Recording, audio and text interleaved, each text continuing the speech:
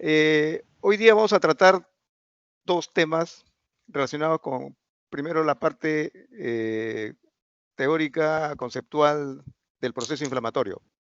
Y en la segunda hora vamos a hablar acerca de las pruebas de laboratorio que evalúan el proceso inflamatorio, ¿no?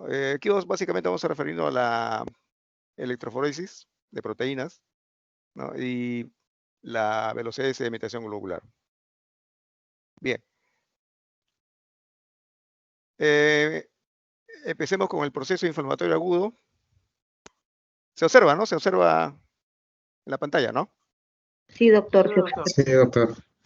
Ya, me avisan, ¿ah? Porque de repente hay alguna falla. De todas maneras, es importante que me avisen. Ya, mire, el proceso inflamatorio agudo no es sino una reacción de tipo irritativa de nuestro organismo cuando una noxa o cualquier agente ingresa a nuestro organismo y produce esta respuesta inflamatoria, ¿no? La característica del proceso inflamatorio se ha conocido de siglos antes de Cristo. Celsus lo describió acertadamente y hasta ahora tiene valor estos conceptos, ¿no? Aun cuando el contenido para el entendimiento de la fisiopatología haya cambiado para la época, hoy en día el rubor, el dolor, el calor, el tumor y también la falla funcional de los organismos se explica a la luz de los conocimientos actuales del proceso que guía el desarrollo de una inflamación. Entonces, los 5 signos cardinales del proceso inflamatorio, ojo, tomen nota, siempre pregunto esto en el examen y siempre cometen errores. Bueno, se caracteriza por rubor, o sea, cambio de coloración, tiene su razón de ser. Básicamente son procesos vasoactivos. El tumor, ¿no? Del momento en que en los vasos hay salida de líquido hacia del intravascular al intersticio, hay un incremento de volumen. Calor, ¿no? Dolor, los filetes nerviosos están bajo presión de este líquido que sale al extravascular, ¿no? Y por último, pues la función alterada del órgano que puede haber estado afectado por este proceso inflamatorio.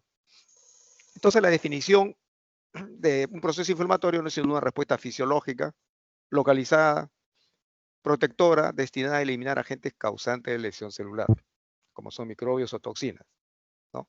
Obviamente que después de este proceso siempre quedan algunos tejidos o restos celulares necrosados que también forman parte del proceso inflamatorio que se encargan de removerlos, ¿no? Bien. Ahora, ¿quiénes participan en este proceso? Básicamente estamos hablando de mediadores solubles o químicos y componentes celulares. Cada uno tiene una función específica que, bien explicado, bien entendido, vamos a encontrar la respuesta a estos famosos 5 elementos cardinales de lo que Celsus llamaba de la respuesta inflamatoria, ¿no? Miren, acá este gráfico, por ejemplo, observen ustedes como un objeto punzocortante, ingresa al organismo, se ingresan las bacterias. Estas bacterias comienzan a eliminar sustancias que son, podemos llamar, quimiotácticas, es decir, que envían señales a los elementos formes, a los macrófagos, leucocitos, neutrófilos, monocitos, etcétera, etcétera, según el caso, para que comiencen inmediatamente, producto de esa señal, a migrar al área en donde se produce la lesión, ¿no? Como ustedes pueden ver ahí en el gráfico. Bien, pero no solamente agentes externos pueden dañar y producir procesos inflamatorios. También se ha descrito que estos procesos inflamatorios pueden producir algunos autoanticuerpos dirigidos contra nuestros propios tejidos. Y la respuesta siempre será la misma, un proceso de tipo inflamatorio. Ejemplo típico, característico, la artritis reumatoidea. Bien.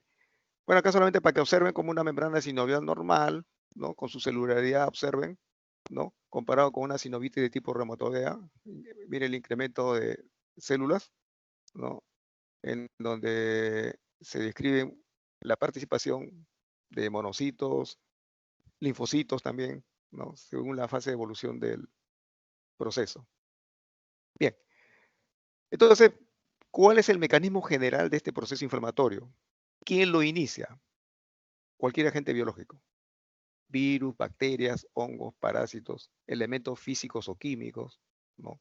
Ácidos, álcalis, eh, agentes traumáticos, ¿no? Las lesiones por atricción, por aplastamiento, van a liberar sustancias proinflamatorias que van a desencadenar el proceso del cual estamos hablando. Los procesos degenerativos, como lupus eritematoso sistémico, artritis reumatoidea, también están dentro de los mecanismos que activan el proceso inflamatorio. Pero en este caso, repito, son producidos contra nuestros propios tejidos, ¿no?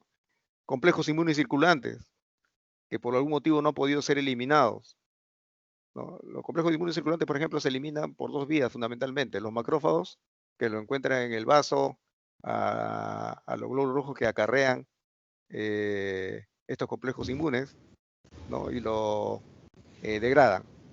También puede suceder por vía excreción renal, cuando los complejos inmunes circulantes son pequeños, de peso molecular, pueden ser eliminados a través del riñón, ¿no?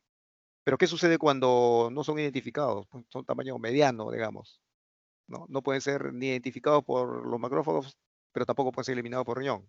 Comienzan a depositarse en la membrana basal, en los vasos sanguíneos, ¿no? Entonces ahí es donde comienzan también a producir un proceso inflamatorio focalizado. Bien, la forma básica de la inflamación, dependiendo de la duración, puede ser aguda, puede ser crónica. Si es aguda, una duración de pocos minutos hasta varios días. Su característica fundamental, presencia de exudado. Cuando es crónica, puede durar días o años. La característica fundamental que se observa en el tejido, acúmulo de macrófagos, linfocitos, destrucción o proceso de reparación de tejidos. Si el proceso se hace crónico, comienza a haber angiogénesis, fibrosis, ¿no? Ya este sigue otra vía de resolución. Bien, en cuanto a la fase del proceso inflamatorio, es importante acá analizar 4 fases, que no consideremos como que hubiera una muralla china que separa una de otra. No, están entrelazados, ¿no? Hay una primera fase vascular, donde existe una vasodilatación, ¿no? En la segunda fase, leucocitaria inicial, que dura alrededor de 1 o 2 horas, caracterizada por presencia de eosinófilos, basófilos, polimorfos nucleares, plaquetas. Hay que recordar que el proceso inflamatorio lo vamos a ver más adelante, cómo es que se activa también el mecanismo de coagulación. Una tercera fase, leucocitaria tardía, después de 12 a 24 horas, donde ya se observan macrófagos, ¿no? Polimorfos nucleares. Y por último, la última fase, la fase ya que podemos llamar crónica, es más específica, en donde ya se observa la presencia de linfocitos, además de los macrófagos y fibroblastos. Estas fases son importantes recordar porque cada una de las células van a presentar un papel determinado y la respuesta humoral también. Bien. En esta altura de la exposición, es importante recordar los mediadores que intervienen estimulando el mecanismo proinflamatorio o inhibiéndolo, según el caso, ¿no?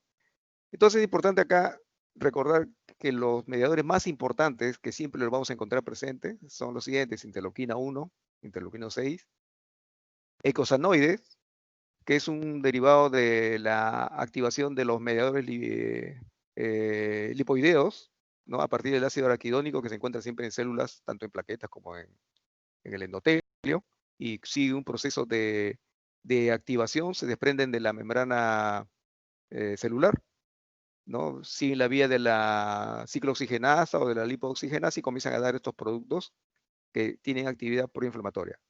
Bueno, tenemos la histamina, serotonina, ¿no? Sustancias vasoactivas que explican en gran medida el flujo de líquido del intravascular hacia el extravascular por medio de una contracción de células y apertura de los espacios intercelulares, ¿no? Tenemos también el factor de necrosis tumoral, el mecanismo de las cininas, ¿no? Todos ellos son los mediadores que van a explicar o el componente local o el componente sistémico, dependiendo su amplitud su radio de acción, ¿no? Si en su componente local vamos a encontrar obviamente vasodilatación localizada, transsudación, agregación plaquetaria, formación de coágulos. Recordar siempre el proceso inflamatorio también activa el mecanismo de la coagulación. Es un mecanismo que también que forma parte de la defensa del organismo en el sentido de que aglutina toda la noxa, patógenos que se puedan estar dispersos en un solo, una área bien focalizada, ¿no? Hay acumulación de neutrófilos y macrófagos que han migrado, ¿no?, desde el intravascular y por el mecanismo de API, y los más adelante, llegan al área lesionada. Liberación de proteasas y otras enzimas. La formación de más mediadores gracias a la acción de las interleuquinas que van activando a un conjunto de células blancas, que lo vemos más adelante, que van a seguir produciendo a su vez más mediadores. Y estimulación de los fibroblastos eventualmente para los procesos de reparación. Cuando hablamos de componente sistémico, ¿qué podemos encontrar con estos mismos mediadores? Fiebre, dolor, leucocitosis, secreción de hormonas, activación del complemento y de la cascada de la coagulación, disminución del hierro y el zinc. Esto tiene una función fisiológica importante, dado que los patógenos, en su mecanismo de la citocromo oxidasa, para dotarse de energía necesitan hierro, necesitan zinc, y los mediadores, al producir estimulación de determinadas proteínas, van a conducir a una disminución precisamente del hierro, tratando de bloquear el metabolismo de los patógenos invasores, ¿no? Transferencia de aminoácidos del músculo al hígado. Precisamente esta es la explicación de por qué se comienzan a formar nuevas proteínas llamadas, agrupadas con el nombre de reactante fase aguda, ¿no? Vamos a ver más adelante cómo el patrón biosintético del hígado comienza a transformarse. De tal manera que, primero que se produce transferencia de aminoácidos que están en el músculo al hígado para que comiencen a formar nuevas proteínas. Bien, entonces todos estos son los componentes del proceso inflamatorio que puede terminar o bien en la reparación o bien en muerte celular o necrosis. Bien, sigamos. ¿Qué células participan en el proceso inflamatorio? Bueno, las que están circulando, lo que encontramos en el hemograma, típico: linfocitos, neutrófilos, eosinófilos, basófilos, plaquetas, cada uno con una finalidad específica. Los que ya se encuentran en tejidos, mastocitos o células cebadas, macrófagos, que no son sino derivados de los monocitos que se han transformado. Células endoteliales, también, ahí es importante recordar, las células endoteliales tienen una actividad mucho más interesante, y no solamente es una, como se considera anteriormente, una barrera que impedía que se pierda líquido del intravascular al extravascular, ¿no? También tiene actividad proinflamatoria. Y por último, los fibroblastos, ¿no? También se encuentran localizados a nivel tisular. Bien.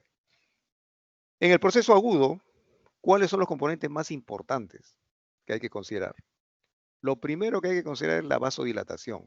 Todo sucede a ese nivel cuando se comienza a alterar el calibre de los vasos, ¿no? ¿Esto qué va a ocasionar con la vasodilatación? Que los espacios intercelulares se agrandan, ¿no? Y comienza a haber una transsudación. Por esas aperturas que se generan, comienza a haber emigración de los polimorfos nucleares, ¿no? De tal manera que se comienzan a acumular en el área de la lesión, ¿no? Bien, entonces esto nos va a explicar el calor, el rubor, el tumor. Calor, porque el riego sanguíneo se incrementa; rubor, también por el mismo motivo; y tumor por la extravasación de líquidos del intravascular hacia el extravascular, ¿no? Sigamos. En relación a las alteraciones del flujo vascular y el calibre de vasos, en primer lugar, su inicio es casi, podemos llamar, inmediato, una vez que se produce la invasión de la noxa, ¿no? Después de una vasoconstricción transitoria, se responde con una vasodilatación, que ya es mucho más permanente y explica todos los procesos que vienen de ahora en adelante.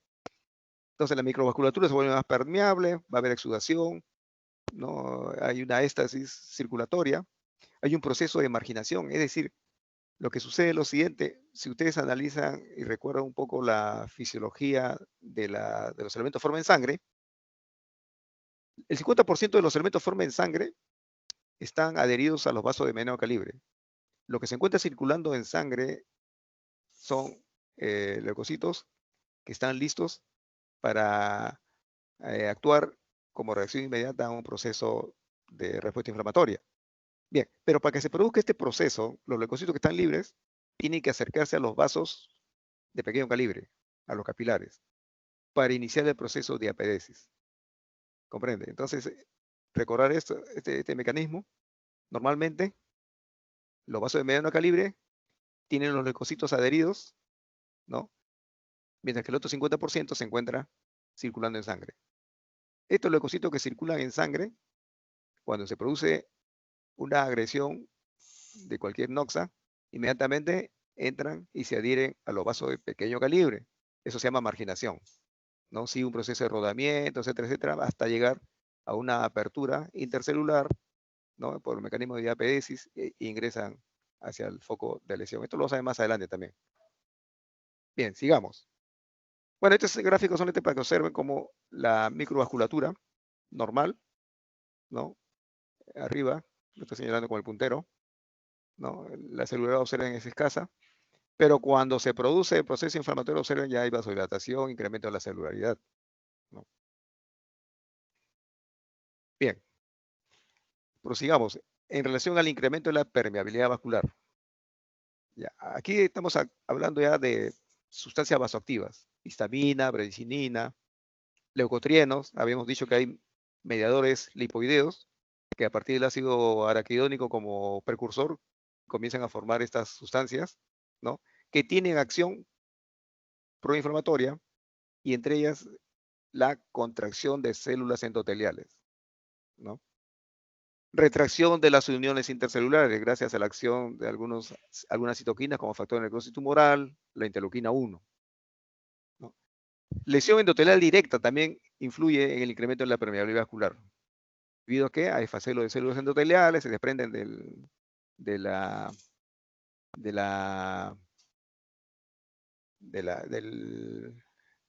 membrana basal.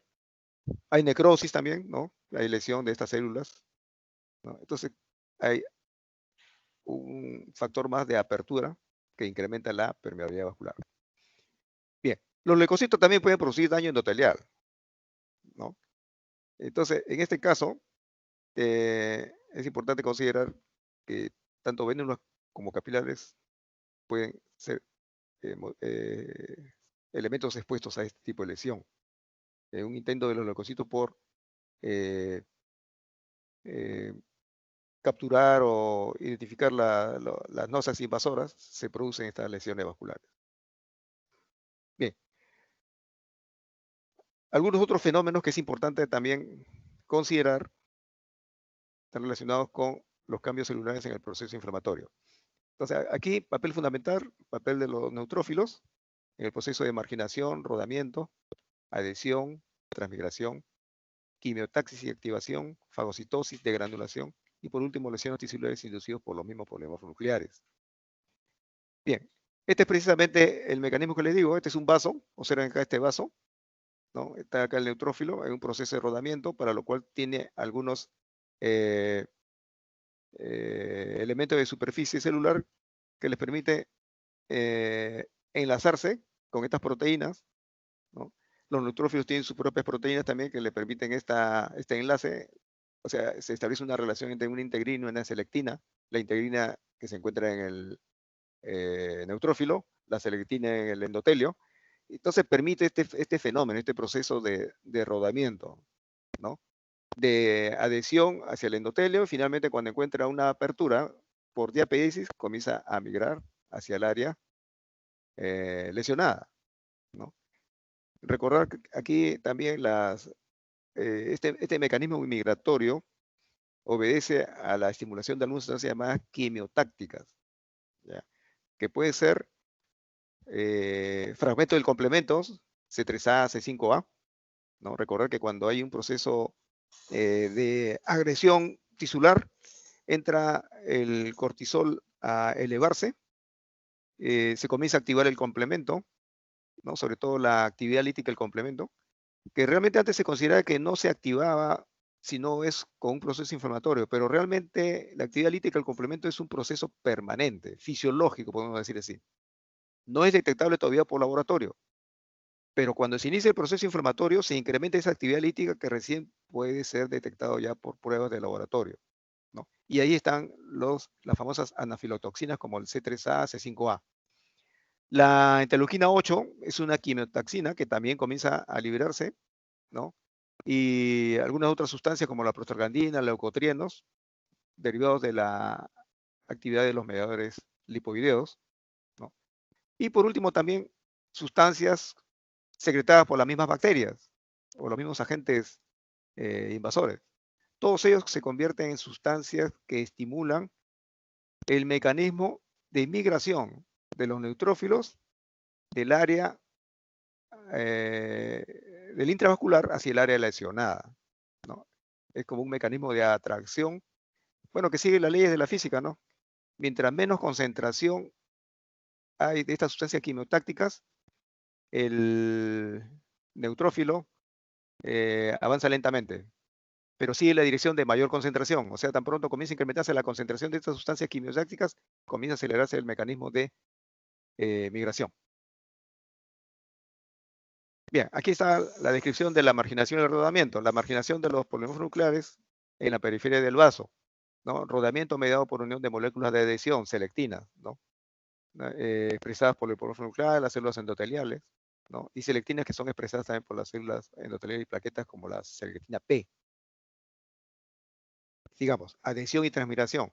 La adhesión y diapedesis, mediada por moléculas endoteliales que se unen a las integrinas de los polímeros nucleares. Acuérdense, las integrinas son proteínas de los polímeros nucleares que les permite adherirse a las selectinas que se encuentran en células endoteliales. Las moléculas endoteliales de adhesión incluyen el ICAN-1, molécula de adhesión intercelular, o el BECAN-1, molécula de adhesión de células endoteliales, entre las más importantes. Bien, la quimiotaxia y la activación, ya como habíamos dicho, producido por agentes quimiotácticos. ¿Cuáles son esos? Productos bacterianos solubles, ¿no? Por ejemplo, el extremo N-formilmetionina de la pared bacteriana. Componente del complemento sérico, ¿no? El C5A, por ejemplo, ¿no? Es un fragmento. El complemento se ha activado y comienza, digamos, a poner en circulación estos fragmentos del complemento, como el C5A, el 3A.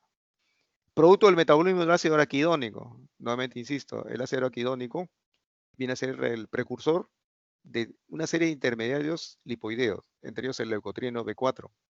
Hay otros muchos más, ¿eh? La prostaglandina, por ejemplo, ¿no? Citoquina, la más importante de todas, la quimiosina, llamada interleuquina 8. Pregunta de examen. ¿Cuál es la interleuquina que tiene actividad quimiotáctica? Entonces ahí viene interleuquina 1, 6, 12, 8, ya ustedes responderán. Pero la interleuquina 8 es la quimiosina por excelencia. Bien. La fagocitosis y liberación de enzimas lisosómicas. Miren, una vez que se ha capturado a la noxa, esta tiene que ser destruida, ¿no? Y el mecanismo es la fagocitosis. Tiene tres etapas. La primera etapa es la de reconocimiento y unión de las partículas al polimorfo nuclear, ¿no? El otro mecanismo es la opsonización, en la cual entran acá la inmunoglobulina G y el complemento, el C3b. En esta parte es importante recordar lo siguiente. Los neutrófilos, los macrófagos, pueden reconocer a muchas bacterias como elementos extraños porque tienen unas proteínas de reconocimiento de patógenos. En otras palabras, no necesitan opsonizarse, no necesitan de la inmunoglobulina G ni el C3b. Hay una amplia gama de proteínas, virus, bacterias, hongos, que puede ser identificado por los macrófagos y hasta por los neutrófilos, directamente, ¿no? Se aproximan gracias a esta proteína de reconocimiento, ¿no? Y se forma el famoso fagosoma, en donde son destruidos. Pero cuando no puede ser factible el reconocimiento, es necesaria la opsonización, vale decir, el complemento, el C3b, se adhiere a la proteína extraña, a la bacteria, hongo, virus, ¿no? La inmunoglobulina G, que fija complemento, también puede hacer el mismo procedimiento y expone su fracción cristalina al macrófago, que tiene un receptor para la fracción cristalina de la inmunoglobulina G, ¿no? Obviamente, recordemos, el extremo FAP va unido al patógeno, ¿no? Sea bacteria, hongo, virus, como le repito. Entonces, con ese mecanismo recién el receptor del macrófago identifica la fracción cristalina de inmunoglobulina G, se aproxima y engloba a este patógeno para su destrucción por el mecanismo de opsonización, ¿no? Se forma la vacuola fagocítica y se destruye, se descompone el material ingerido, ¿no? Gracias a que la lisosima contiene una serie de sustancias, sobre todo peroxidantes, que permiten esta descomposición del material ingerido. Bien. Hablemos por último de las lesiones tisulares inducidas por hemorronucleares. Bueno, esto se debe a la liberación de enzimas lisosómicas dentro del alfago lisosoma y que puede eventualmente salir hacia el espacio extracelular, ¿no? Los leucocitos activados van a liberar productos del metabolismo del ácido araquidónico y estos son los que van a producir lesión endotelial y daño tisular. Recordemos, el ácido araquidónico es un componente propio de las membranas del endotelio, de las plaquetas, ¿no? Pero cuando hay un proceso inflamatorio se desprende, ¿no? Y repito, va a ser el precursor de un conjunto de mediadores lipoideos del proceso inflamatorio. El más importante son las prostaglandinas, ¿no? Prostaglandina E, que tiene actividad proinflamatoria, ¿ya? Y por eso que se produce el daño tisular. Bien, hablemos a ver algo sobre mediadores de la inflamación. Vienen a ser una serie de moléculas que intervienen en el proceso inflamatorio, producida directa o indirectamente por las células que intervienen en este proceso, ¿no? Hay otros que se derivan de factores humorales. La clasificación: primarios o presintetizados. Ya, son de origen celular y de origen humoral. Estos existen desde un comienzo, ¿no? No necesitan un proceso inflamatorio para que se comiencen a sintetizar. En cambio, los secundarios tienen su origen celular y su producción empieza cuando se inicia el proceso inflamatorio. Bien. Mediadores primarios de origen celular. Los derivados de polímeros nucleares tenemos elastasa, que van a degradar la elastina en la matriz celular, colagenasa, que neutraliza, como se normaliza el colágeno, lactoferrina, catepsina G, proteasa neutra. Estas son sustancias interesantes porque actúan específicamente sobre los fragmentos del complemento, ¿no? El C3, el C5, que lo van a convertir en C3A, C5A, conocidos también como anafilotoxinas, ¿no? Después, por último, tenemos las quimioquinas, responsables de atraer polimorfos nucleares a los sitios donde se les necesita. Repito, insisto, es la presencia de la interleuquina 8, la más importante de todas. Ya hemos mencionado otras, ¿no? Derivadas también de la actividad procoagulante que se activa, derivadas también de la misma bacteria que atraen sus propias sustancias, la actividad de los cinógenos de alto peso molecular, todos ellos también tienen actividad quimiotáctica. Sigamos. Sigamos con mediadores primarios de origen celular. Tenemos los mediadores de los mastocitos y basófilos.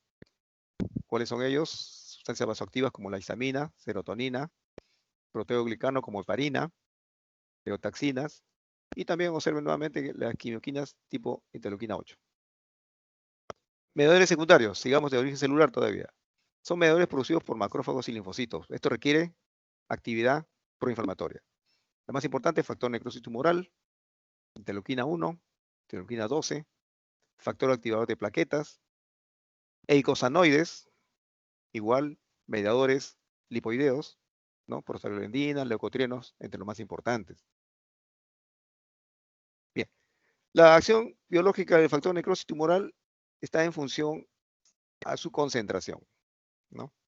Una concentración de -10 a la -8 moléculas mol da origen a una inflamación localizada, ¿no? Si sigue incrementándose esta concentración de factor necrosis tumoral, ya puede tener efectos sistémicos. Por ejemplo, produce fiebre al estimular los centros reguladores de la temperatura a nivel del hipotálamo, ¿no? En el hígado va a tener una acción modificando el patrón biosintético de los hepatocitos para producir reactante fase aguda. En la médula ósea comienzan a producirse leucocitosis, ¿no?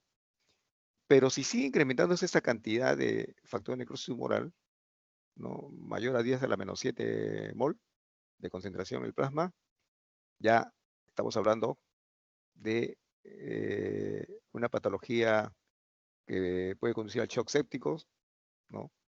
Hipoglicemia, dado que el hígado está empeñado en producir reactante en fase aguda, dejando de lado sus otras funciones, ¿no? Sabemos que participa en la gluconeogenólisis. Si esto no se produce, va a haber hipoglicemia, ¿no?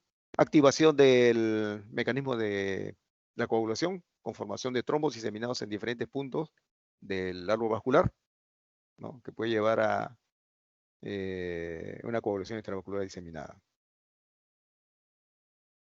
Bien, en este punto llegamos a describir lo que son las citoquinas, ¿no? Las acciones más importantes, en primer lugar, se le llamó así citoquinas, antes se le llamaba interleuquina, se le llamó también linfoquinas, dependiendo porque pensaban que se producía por leucocitos, otros decían que se producía por los linfocitos nada más, pero se ha visto que hay un conjunto de células que participan en la producción de estas citoquinas, por ejemplo los macrófagos, ¿no? Entonces son producidos por macrófagos, linfocitos, en respuesta a la presencia de microorganismos y otros antígenos. Su función, mediar y regular las reacciones inflamatorias y de la respuesta inmunológica. Su acción puede ser local o sistémica. Van a inducir la síntesis y la acción de otras citoquinas. Se unen a receptores membrano específicos, ¿no? Y van a inducir cambios en la expresión genética de las células blanco. Ojo, las citoquinas entonces requieren siempre de una célula blanco sobre el cual van a actuar, ¿no? Y van a inducir cambios en la expresión genética. Y se refiere a lo siguiente. Si una célula ha sido diseñada para producir determinadas proteínas o de tener determinadas estructuras en su membrana celular, estas citoquinas pueden cambiarlas. ¿Cómo? Por un mecanismo que induce a la transformación a nivel de núcleo, ¿no? De la información genética que tienen estas células. De tal manera que las células hijas ya no se parecen a las células madre. Digamos. Entonces, las propiedades de las citoquinas. Puede ser sobre sí mismo. Entonces, estamos hablando de propiedad autocrina. Puede ser sobre una célula vecina, actividad paracrina. Puede ser una actividad a distancia, como la interleuquina 1 o la interleuquina 6, ¿no? Factor de necrosis tumoral. Todos ellos pueden ser a distancia, entonces se menciona como que tiene actividad también endocrina. Aquí tenemos el factor de necrosis tumoral, observen su origen celular, el conjunto de células que la originan, monocitos, macrófagos, linfocitos, TB, células natural killer, las mismas células endoteliales, ¿no? Y las células blanco, que son casi las mismas células, ¿no? Células endoteliales, osteoclastos, fibroblastos, hepatocitos, sobre células tumorales también, ¿no? La interleuquina 1, observen también su origen celular, se originan en los monocitos, macrófagos, linfocitos T, natural killer, ¿no? Y las células blanco, una amplia gama de células sobre las cuales actúan, repito, estimulando estas células o induciendo la producción de otras interleuquinas. Aquí tenemos la interleuquina 6. Acuérdense que son los mediadores más importantes. Lo habíamos descrito al inicio de clase. Tenemos acá las citoquinas en relación a la interleuquina 1 y el factor de necrosis tumoral, ¿no? Su efecto fundamental, reacciones de fase agudo, efectos endoteliales, ¿no? Vasodilatación, efectos sobre los fibroblastos, mayor producción de fibroblastos. Y los fibroblastos también comienzan a producir algunas interleuquinas. Y efectos sobre los leucocitos. Reacciones de fase aguda. Bueno, viene a ser toda la sintomatología relacionada con este proceso inflamatorio en sus inicios, ¿no? Hay fiebre, incremento del sueño, anorexia, aumento de proteínas de fase aguda, lo más importante, proteínas C reactiva, el fibrinógeno, de alto peso molecular. De entre todas las proteínas de fase aguda, el fibrinogen es el que tiene más alto peso molecular. La proteína sérica A del amiloide, entre los más importantes. Tiene efectos hemodinámicos que pueden llevar incluso al shock, leucocitosis y neutrofilia, ¿no? Esas son las reacciones llamadas de fase aguda.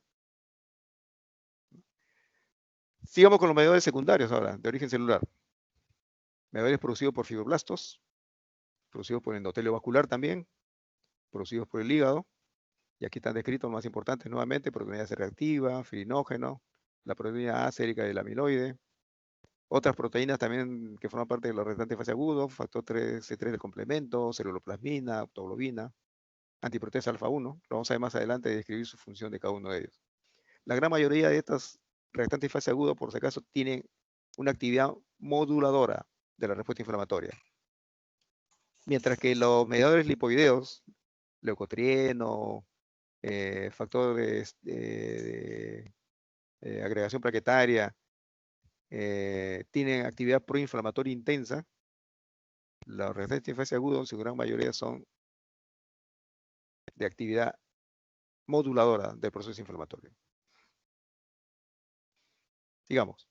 Ahora, mediadores primarios de origen humoral. Ya. Aquí estamos hablando ya no de células, sino de sustancias bioquímicas con actividad biológica determinada. Las más importantes son las proteasas plasmáticas. Entre ellas tenemos el sistema de complemento. Acuérdense, el complemento comienza con un mecanismo de degradación que va a culminar con la formación de una estructura que destruye la célula cuando se inserta esa estructura formada, la properdina. Lo vamos a ver más adelante también. El sistema de los alucinógenos de alto peso molecular, que se convierten en cilinas, también con actividad proinflamatoria intensa. Sistema de coagulación y fibrinolisis, entre las proteínas plasmáticas más importantes. Bien, en relación al sistema de complemento, ¿qué podemos decir? Viene a ser un grupo de proteínas plasmáticas. Bueno, acá este concepto que es activado por microorganismos realmente ya ha quedado un poco desfasado desde el momento que se sabe que la actividad lítica del complemento es una actividad permanente y fisiológica, que permite obviamente seleccionar las células envejecidas de aquellas que son jóvenes, ¿no? Entonces es un mecanismo también de selección a nivel de nuestro organismo. Obviamente que estos mecanismos todavía no son detectados por pruebas de laboratorio. Lo que sucede es que cuando comenzó a estudiarse los procesos inflamatorios, se encontró que el complemento se activaba, ¿no? Porque había pruebas de laboratorio que lo detectaban. Lo que sucede es simplemente que lo que ya existía fisiológicamente comienza a incrementar su actividad, ¿no? Pero en este caso con una finalidad específica de destruir microorganismos, ¿no? Y dar una respuesta inflamatoria al proceso en conjunto. Bien, las proteínas de complemento están normalmente inactivas. Repito nuevamente, no están inactivas, están activas, pero no detectables por laboratorio. Se activa bajo condiciones particulares, generando productos que van a mediar varias funciones, que lo vamos a ver más adelante. Vías de activación del complemento. Bueno, la vía clásica, en la cual los complejos inmunes comienzan a activar al complemento, desprendiendo un fragmento, el CU1, ¿no? Tenemos la otra vía, la vía de la lectina. Bueno, en este caso está activado por polisacáridos bacterianos. Y por último tenemos una vía alterna, ¿no? Que es una vía que reconoce estructuras extrañas de superficie. Bien. Este es precisamente acá un gráfico, el C1Q, cómo comienza a degradarse progresivamente hasta formar esta sustancia llamada estructura properdina o complejo ataque de membrana, que no son sino tubuladuras que al penetrar la pared celular, ¿no? Comienzan a producir por lisis celular por mecanismos de pérdida de líquidos del intracelular hacia el exterior, ¿no? La vía de la lectina, observen ustedes acá, es la membrana bacteriana, que no actúa a partir del C1, sino de frente a partir del C4. Va a activar el C2, C3, C5, etcétera, etcétera, ¿no? Y por último tenemos la vía alterna. Bien. Con esto entramos a la parte de las proteínas que constituyen los reactantes inflamatorios de fase agudo. Miren, la respuesta del hepatocito en el proceso inflamatorio. La respuesta hepática de fase aguda se caracteriza porque su patrón biosintético de los hepatocitos sufre una alteración radical. Hay algunas proteínas que comienzan a incrementarse. En cambio, hay otras proteínas que comienzan a disminuir. Cuando el hepatocito comienza a incrementar la síntesis de proteínas plasmáticas, le llamamos reactante de fase agudo positivo. Pero si el hígado comienza a disminuir la síntesis de algunas otras proteínas, a eso le vamos a llamar reactante de fase agudo negativo, ¿no? Ejemplo de reactante de fase agudo positivo, ya lo más conocido, proteína C reactiva, la proteína sérica del amiloide, lactoglobina, fibrinógeno, factor de complemento, ceruloplasmina, glicoproteína ácida 1, alfa-1 antitripsina, alfa-1 antiquimiotripsina. Reactantes de fase 1 negativos, en otras palabras, que disminuyen sin concentración. Albúmina, prealbúmina, transferrina. Observen, mira, la transferrina, reactante de fase 1 negativo. Hay que distinguirlo de la ferritina. La ferritina es un reactante de fase 1 positivo. Puede ser pregunta de examen también, ¿eh? Es importante recordar estos marcadores porque a propósito del coronavirus, se están usando estos marcadores para fines pronósticos. Por ejemplo, cuando la ferritina, que es un reactante positivo, se eleva, hemos visto hasta 2000, cuando normalmente puede ser de 300 a 20, es de, digamos, pronóstico reservado en este tipo de pacientes, ¿no? En cambio, la transferrina, cuando disminuye, es normal que disminuya, ¿no? Por último, tenemos la fibronectina, ¿no? Entonces, estos son los ejemplos típicos de los reactantes de fase agudo positivos y negativos. Bien, en cuanto a la cinética, ¿cuántas veces puede elevarse cada uno de estas reactantes de fase agudo? Porque no todos son iguales, ¿eh? Por ejemplo, el PCR y la amiloide sérico A, o sea, se pueden elevar de 100 hasta 1000 veces de su valor normal, ¿no? En cambio, observen ustedes la glucoproteína ácida, la alfa-1 antitripsina, alfa-1 quimiotripsina, aptoglobina, filinógeno, pueden elevarse de 2 hasta 4 veces su valor normal. La ceruloplasmina, el factor de complemento de 50%, o sea, 0.5 veces su valor normal. En cambio, disminuyen albúmina, transferrina, ¿no? Bien. Bueno, acá este slide está un poquito mal, no se ve muy bien. Voy a tener que editarlo nuevamente, así que con calma, lo tengo en el archivo por si acaso de la clase, pero lo voy a tener que editar para que se vea muy bien, porque no está bien tipeado esto. Pero solamente es simplemente para hacer otra visión de la clasificación de la reactante de fase agudo, ¿no? Según la estimulación de las citoquinas que reciban. Entonces tenemos reactante de fase agudo tipo 1, ¿no? Ejemplo típico, proteína C reactiva, la proteína sérica del amiloide, la glicoproteína ácida, alfa-1. Su mecanismo de regulación está dado por la interleuquina 1. La interleuquina 6 potencia el efecto de la interleuquina 1. ¿Ya? Recordar. En reactante de fase agudo tipo 1, ¿quién estimula? La interleuquina 1. ¿Quién potencia su acción? La interleuquina 6. En cambio, reactante de fase agudo tipo 2, los ejemplos típicos: fibrinógeno, alfa-1 antitripsina, alfa-1 antiquimiotripsina, aptoglobina, ceruloplasmina, hemopexina. Su síntesis está estimulada por la citoquina llamada interleuquina 6.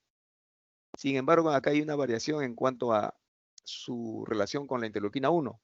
La interleuquina 1 inhibe su producción. ¿Ya? Recordar, miren, relacionen. Reactante de fase agudo tipo 1, como la proteína C reactiva, estimulado por la interleuquina 1, y la interleuquina 6 potencia la actividad de la interleuquina 1 para su producción. En cambio, reactante de fase agudo tipo 2, fibrinógeno, aptoglobina, ceruloplasmina. La interleuquina 6 la estimula, pero la interleuquina 1 inhibe su producción. ¿Ya? Recordar siempre esto. Bien, aquí hay algunas características de los reactantes de fase agudo. Tenemos la proteína C reactiva, capaz de precipitar polisacáridos de microorganismos, ¿no? Se une a los polisacáridos, fosfolípidos, policationes. De esta forma se aglutinan y precipitan los gérmenes y son fácilmente identificables, ¿no? Está relacionado con el inicio de la opsonización y generación de factores quimiotácticos. Bueno, se une también a la cromatina de tejido que ha sido destruido, necrosado, ¿no? Para incrementar su velocidad de remoción por el mecanismo de fagocitosis. Activa la vía clásica del complemento, uniéndose al fragmento C1Q. El componente amiloide sérico A. Ya, bueno, forma parte de la familia de proteínas codificadas por 4 genes, ¿no? Acá están mencionados, ¿no? Son lipoproteínas asociadas a la lipoproteínas de alta densidad, ¿no? Inhibe la fiebre inducida por la interleuquina 1 alfa, factor de necrosis tumoral alfa, ¿no?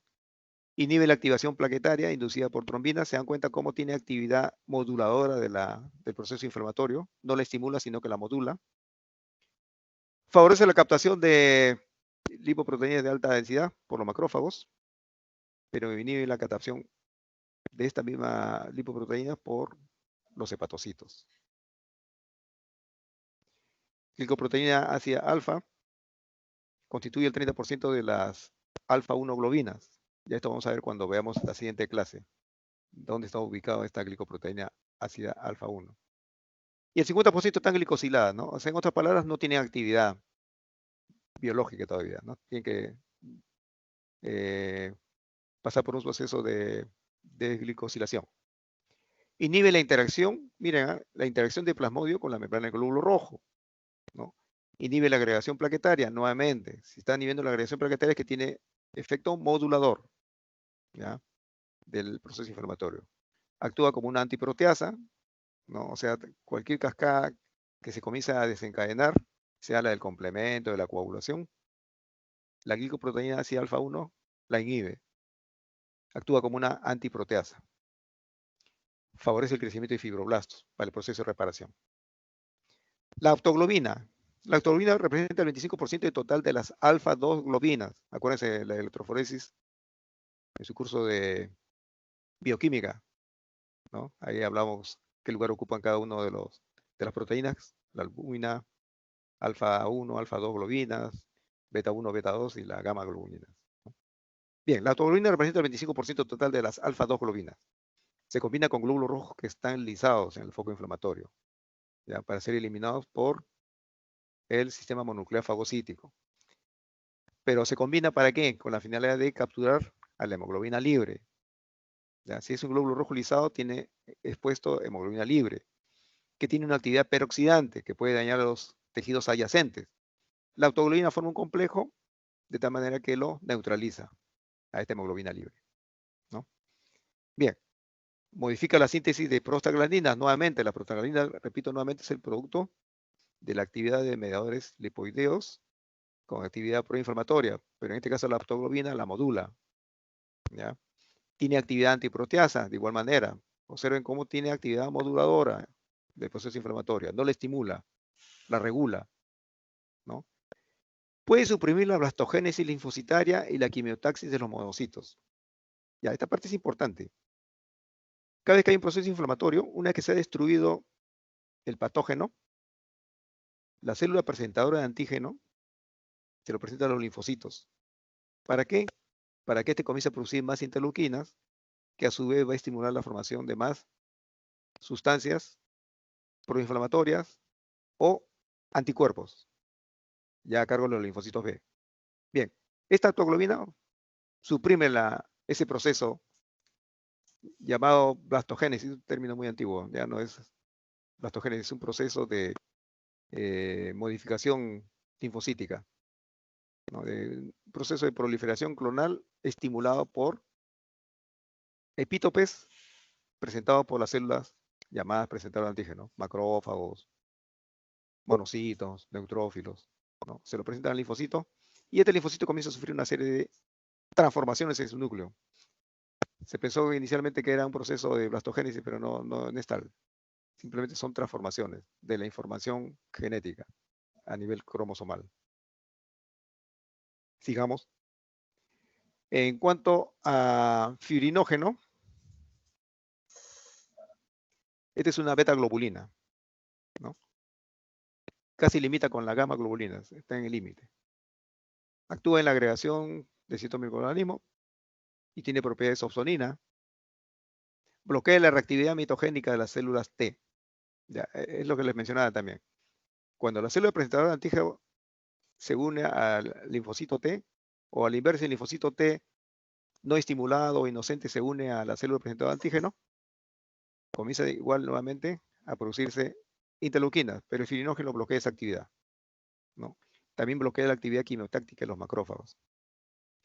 Va a formar la matriz de fibrina que sirve de anclaje para otros productos bioquímicos, ¿no?